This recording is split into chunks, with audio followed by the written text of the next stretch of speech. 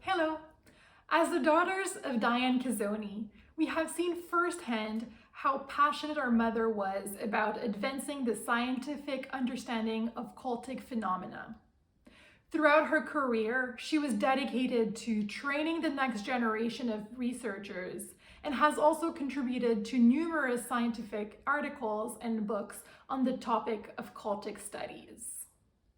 We are honored to present the 2023 Diane Cazzoni Award for the scientific category to Jean-Marc Barrault for his article entitled Considérations sur l'abus spirituel dans un contexte de soins palliatifs.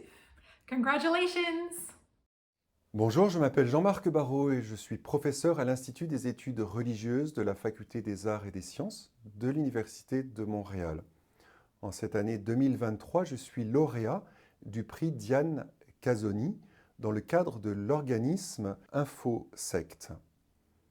J'ai voulu concentrer mon article scientifique sur le sujet de l'abus spirituel, un thème qui est récent et un thème pour lequel il m'a fallu aller chercher, notamment dans l'héritage de la professeure Diane Cazzoni, qui malheureusement nous a quittés, le sujet du processus d'idéalisation, qui s'arrime tout particulièrement avec la question de la spiritualité. Idéalisation du côté du sujet qui aspire à la spiritualité, idéalisation quand la spiritualité est proposée de manière décalée de la part d'une autorité, idéalisation qui peut prendre une ampleur particulière dans une communauté définie, ainsi un triptyque qui peut articuler cette idéalisation et enfermer le sujet dans une dimension mortifère. Mais pour bien comprendre ce qu'est l'abus spirituel, il m'a fallu aller chercher dans une tradition philosophique, notamment chez Emmanuel Lévinas, le processus de victimisation. Un processus qui s'applique tout particulièrement en soins palliatifs auprès de patients vulnérables qui, pour notamment des raisons de culpabilité, vont vouloir se sacrifier au nom d'un idéal. Ainsi, le processus d'idéalisation et le processus de victimisation se conjuguent pour cristalliser cette notion d'abus spirituel.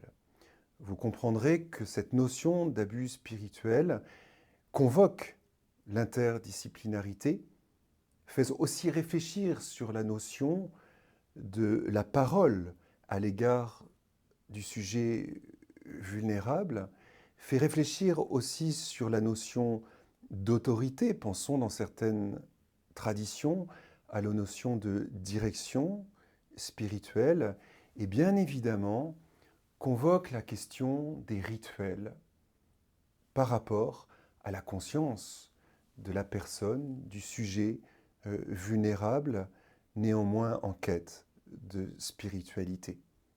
En filigrane de cette question, il y a bien entendu l'anthropologie de la conscience, l'impact sur l'inconscient, mais aussi toute cette problématique à la fois passionnante, mais en même temps délicate, qui est la notion de l'accompagnement.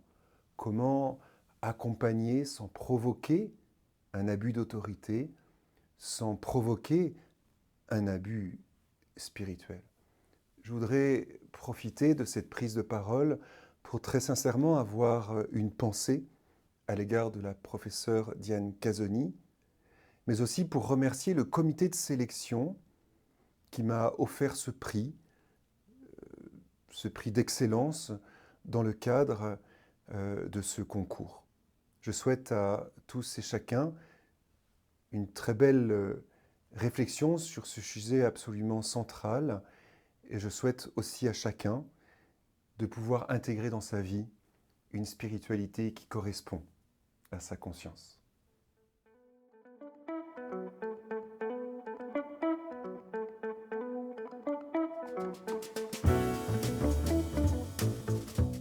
Our mother has dedicated a large part of her career to the study of cultic phenomena. Sharing her knowledge with the public through InfoSect and in the media has always been important to her. We are honored to present the 2023 Diane Casoni Award for the popular category to Lorraine Desrochers for her book entitled Ces enfants oubliés, grandir dans une communauté sectaire. Congratulations! I'm deeply honored to receive the Diane Casoni Award, since it is awarded for the book's contribution to a better understanding of cultic phenomena. 20 years ago, there was hardly anything published on the topic of children growing up in sectarian communities. It is touching to see that now there is recognition for such a book. A special mention goes to Diane Casoni for being the instigator of this award, not to mention InfoCult, who implemented it. First, I would like to thank my publisher, Les Éditions de l'Homme, who found it important to publish a book on this topic to a large public.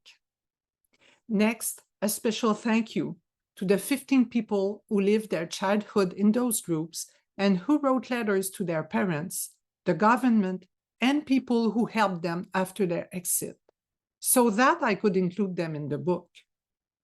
Finally, this book would not have been the same without the contribution of the 7 very special people I met who shared their knowledge and wisdom and answered the main question of the book: what can we learn from their experience?